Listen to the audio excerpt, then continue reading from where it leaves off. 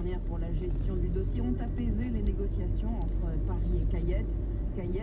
Les vols directs opérés par Air France entre les deux villes restent par ailleurs suspendus tout le week-end. Un simple accueil républicain de la part de Christian Estrosi qui ouvre ce matin sa porte à Emmanuel Macron. Le président, les républicains de la région PACA reçoit le candidat d'En Marche à la présidentielle, le candidat qui sera cet après-midi en meeting à Marseille. Emmanuel Macron, principal adversaire désigné par François Fillon qui réunissait lui ses sympathisants à Toulon hier soir avant de se rendre aujourd'hui en Corse pour un nouveau meeting à Ajaccio. Les points de vente SFR perturbés par la grève ce samedi. De nombreuses boutiques vont rester fermées partout en France chez l'opérateur. Un appel à la grève lancé par plusieurs syndicats avec également différentes revendications financières. Soulève ta tête parce que sinon tu vas vomir pour de vrai. Plan de départ volontaire chez SFR. Plus de 700 personnes sur le départ. Et puis la communauté homosexuelle salue le créateur d'un symbole. L'américain Gilbert Baker est mort. C'est lui qui avait imaginé pour la première fois un drapeau arc-en-ciel en 1978 à San Francisco. Les 8 couleurs de l'arc-en-ciel qui depuis accompagnent chaque marche de la fierté gay partout dans le monde. France Info. Ça nous marque avec Mutualia. Complémentaire santé et prévoyance pour les entreprises et les professionnels. Rendez-vous sur mutualia.fr. Olivier Delagarde. Avec cette semaine, une marque portée par un slogan qui aura fait beaucoup pour sa notoriété. Parce que si on vous dit fraîcheur de vivre, il y a quand même de fortes chances pour que vous répondiez.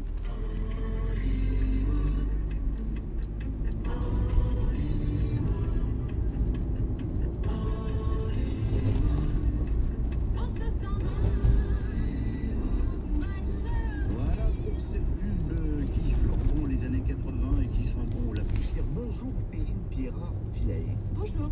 Vous êtes directrice marketing à Hollywood.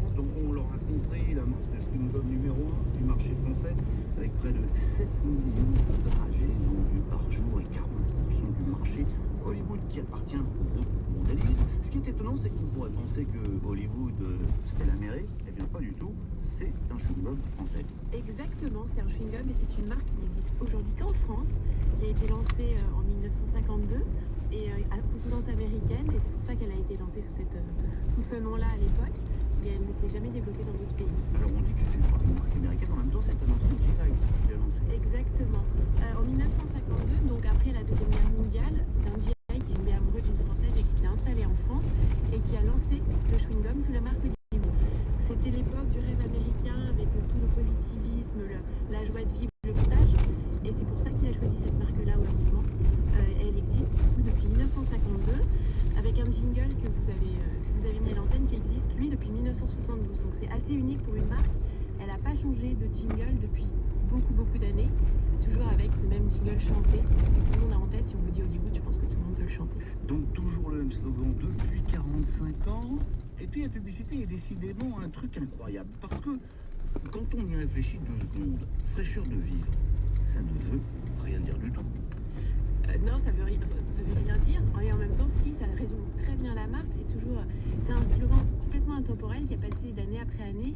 Il veut toujours dire la même chose et les valeurs parlent toujours autant aux consommateurs. C'est la fraîcheur, c'est la jeunesse, la liberté, le partage, la convivialité.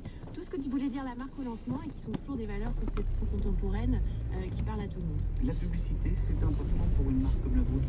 C'est très important pour une marque de chewing-gum. Ça porte les valeurs de la marque. Donc on innove avec des produits, parce que le consommateur est toujours à La la recherche. publicité, c'est aussi beaucoup d'argent. Vous dépensez combien chaque année en publicité? C'est peut-être pas forcément, c'est beaucoup par rapport à la taille de la marque, mais par rapport à d'autres marques de consommation, c'est pas forcément énormissime non plus. Alors, je vais poser ma question autrement, mais entre un bon spot publicitaire et un moins bon, les ventes peuvent beaucoup varier. Beaucoup, oui, puisque on achète un état d'esprit, on achète une joie de vivre, on achète un partage, un produit qu'on sera content de partager avec ses amis. Donc oui, une bonne publicité peut vraiment tout changer. Et puis c'est important d'être à l'esprit des gens. On est sur un produit qui n'est pas forcément utile, c'est un produit pour se faire plaisir, donc on n'y pense pas forcément. Donc c'est important d'être en communication pour faire penser au produit. C'est ce qu'on fait, et ce qu'on fait de plus en plus et différemment pour être dans la tête et faire penser au produit, aux consommateurs. Perrine Pierrat-Villaet, directrice marketing de Hollywood. On consomme beaucoup de chewing-gum en France. On consomme beaucoup de chewing-gum, mais on en consomme quand même moins que certaines années. Mais la France reste un très gros pays consommateur de chewing-gum. J'ai vu que c'était le 2e marché au monde, c'est toujours vrai. Alors on est entre le 2 et le 3e, ça dépend, il faudrait que j'ai... Il y a les États-Unis en tête. Le Canada, on se bat avec le Canada, mais on est le 2 ou 3e consommateur au monde, effectivement. Alors pour tenter de nous Vous voulez rester ou vous voulez on descendre? reste, on reste. Vous restez? Oui.